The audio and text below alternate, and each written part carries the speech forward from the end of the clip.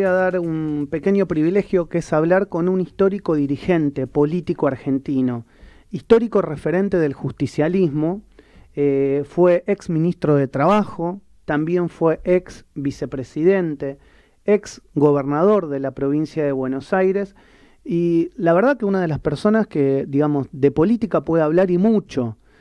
Actualmente no está en la gestión, no sé si quisiera estarla dentro del gobierno de Alberto Fernández, le vamos a preguntar, pero es importante hablar de política con él, para entender qué es lo que nos está pasando a los argentinos y de alguna manera saber si tenemos esperanzas a mediano y a largo plazo.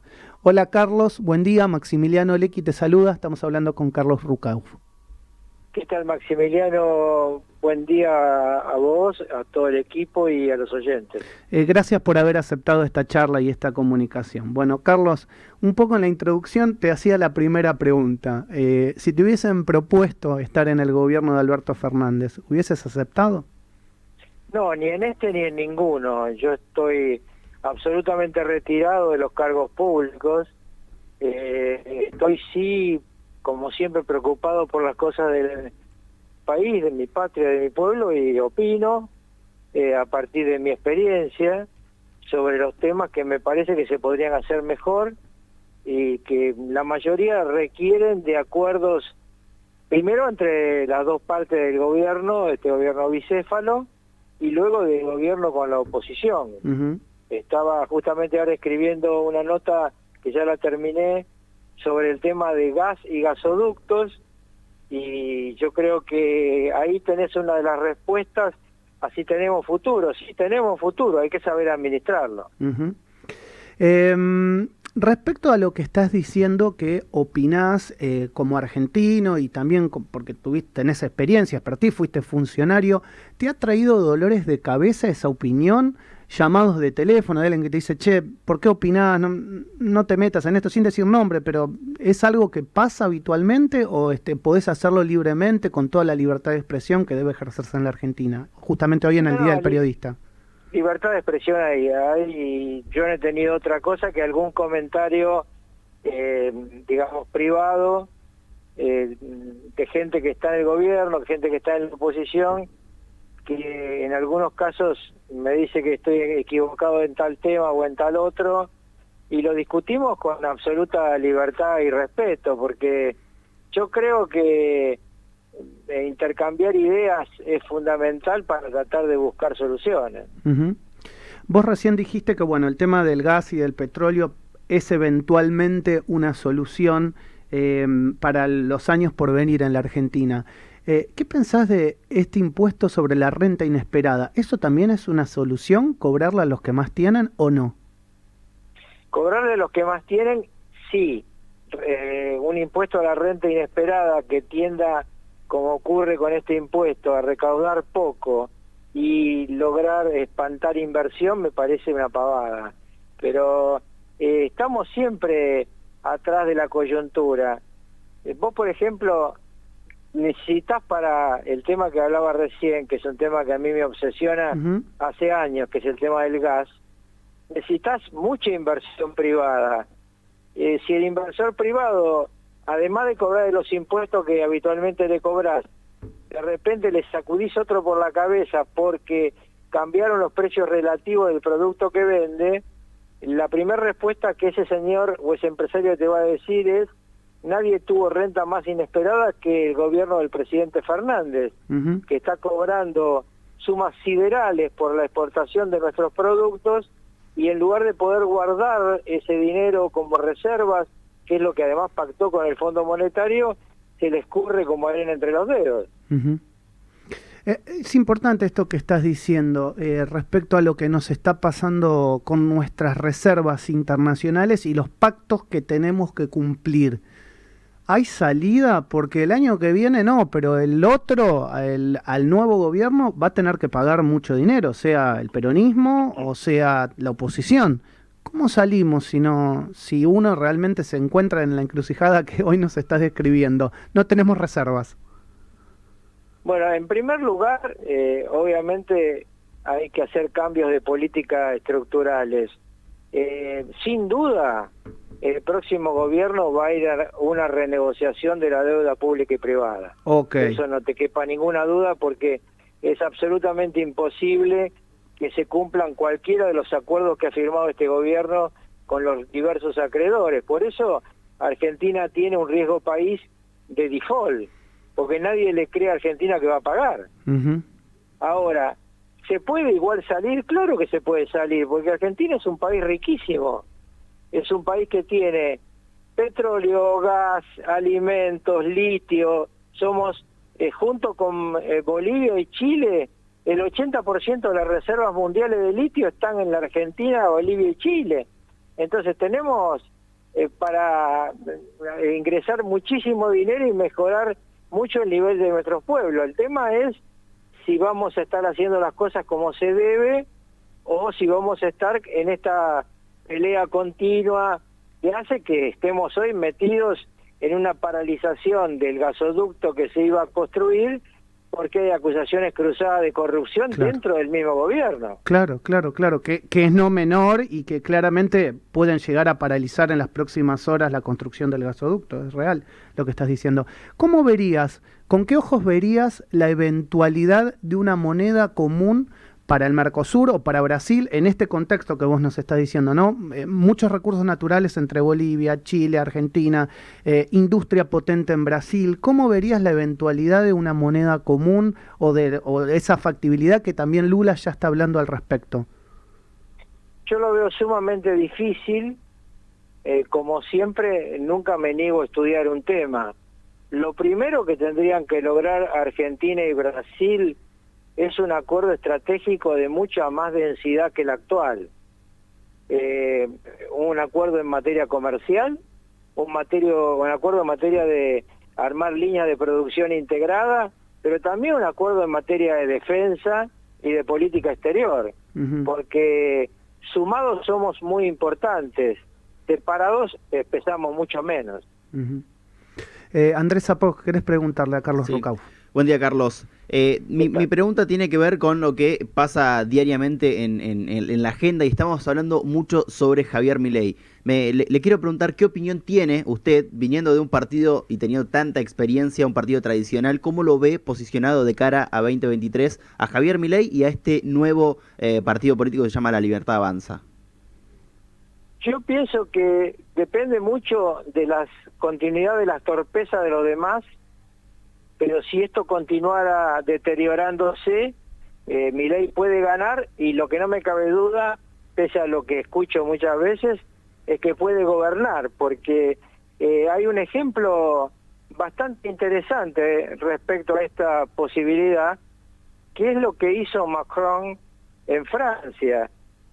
Macron, 18 meses antes de ser presidente, era solamente un funcionario coyuntural, nunca había tenido ningún cargo electivo, cosa imposible en Francia para llegar a un puesto como presidente de la República.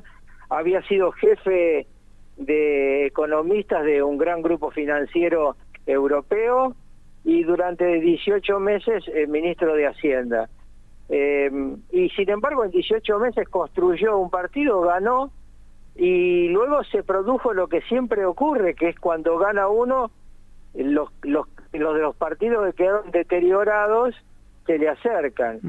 La pregunta central es ¿qué va a hacer el actual oficialismo y la principal fuerza de oposición para ser un poco más creíbles? Porque si todos los días se pelean, la gente que mira desde afuera, que no le interesa la política, que le interesa cómo va a vivir el año que viene, puede optar por este proyecto que plantea Milei perfectamente. Recién nos dijiste algo que puede llegar a ser un título, ¿no? Digamos, por lo que nos pasa a los argentinos. Vos dijiste, Milei puede ganar y puede llegar a gobernar.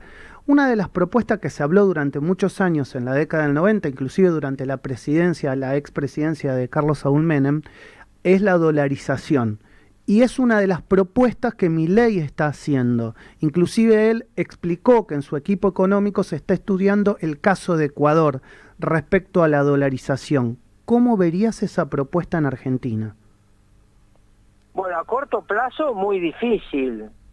A mediano plazo habrá que ver la evolución de las variables económicas.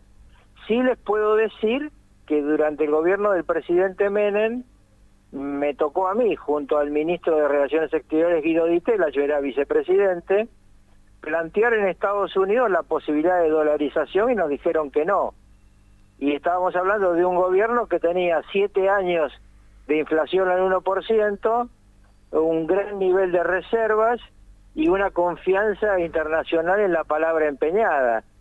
Por eso digo, a corto plazo lo veo sumamente difícil, porque además, claramente, el próximo gobierno, sus primeros 2 años, va a ser una especie de estructura inercial de lo actual. Interesante lo que nos estás diciendo y lo que nos estás contando respecto a cuando fuiste a Estados Unidos a plantear esto. Ya que estamos hablando un poco de historia, me gustaría preguntarte cómo ves retrospectivamente ese paso tuyo en la vicepresidencia y si tenés que describirme en algunas palabras qué fue el gobierno de Menem para vos y digamos sus cosas positivas y si querés o si te planteaste algunas cosas negativas.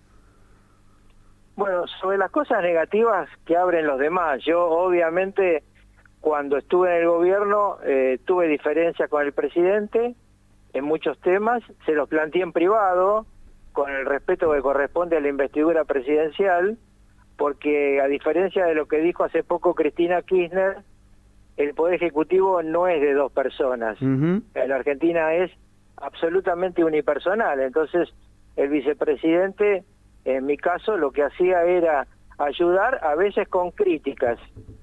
Respecto al gobierno del presidente Menem, creo que fue un gobierno que tuvo un gran éxito con la inflación. Haber tenido 7 años al 1% anual no tuvo precedentes y tampoco hechos posteriores. Y el otro tema que me parece muy importante es que él se planteó una ubicación en el mundo adecuada al tiempo en que se vivía. Nunca las realidades internacionales son iguales y en consecuencia uno no puede tener las mismas posiciones en diversas épocas. Una cosa es un mundo donde había caído el muro de Berlín y aparecía una sola superpotencia, otra cosa es el siglo XXI donde tenés al menos una competencia entre China y Estados Unidos, un mundo mucho más complicado, con una guerra proxy como la que está ocurriendo luego de la invasión rusa a Ucrania, que ha cambiado el mapa del mundo, ha cambiado el mapa de la economía y va a impactar la próxima década en toda la economía mundial. Por eso a mí me parece muy importante analizar el pasado, porque hay que vivir la vida como manejando un auto, mirando el espejo retrovisor, pero fundamentalmente hay que mirar para adelante. Y Argentina tiene que explotar sus recursos naturales y lo tiene que hacer con inteligencia a partir de una incentivación del sector privado de los que pueden poner dinero. Porque vos pensás, por ejemplo, en este gasoducto del que tanto se ha hablado en las últimas 72 horas, ¿dónde está la plata para construirlo? ¿Dónde está la plata para construir la planta de licuación de gas? Se necesita 10.000 millones de dólares en 1 año y medio. ¿De dónde lo vamos a sacar si no hay un peso en el Banco Central? Entonces me parece que hay que plantear en cada época la realidad como es, de acuerdo al mundo que nos toca vivir, ver qué quiere el mundo de nosotros y qué queremos nosotros del mundo. La última que te hago y te aprovecho, relacionado con la política. En estas horas, al irse Culfas, llega Daniel Scioli, otro ex gobernador de la provincia de Buenos Aires. ¿Cómo ha sido tu relación histórica con él? ¿Cómo evalúas su gestión luego de la tuya en la provincia de Buenos Aires? Y si crees que la llegada de él le da oxigenación al gobierno. El gobierno es muy difícil oxigenarlo, porque el problema del gobierno es el presidente, no los ministros.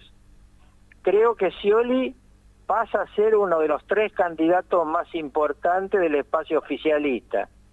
Creo que el espacio oficialista va a tener 3 candidatos presidenciales, que son Bernie, el actual ministro del Interior y el que ahora va a asumir como ministro de Producción.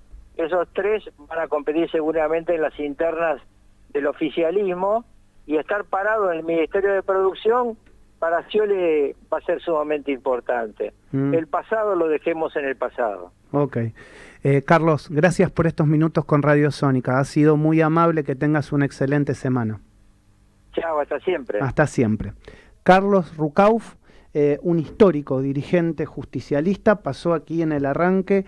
Recordemos que fue ex ministro de Trabajo, ex vicepresidente de la Nación, ex gobernador de la provincia de Buenos Aires. Yo creo que el título de la nota nos las ha dejado como un Javier Milei, ¿no? Javier Milei puede llegar a ser presidente y Javier Milei puede llegar a gobernar la Argentina.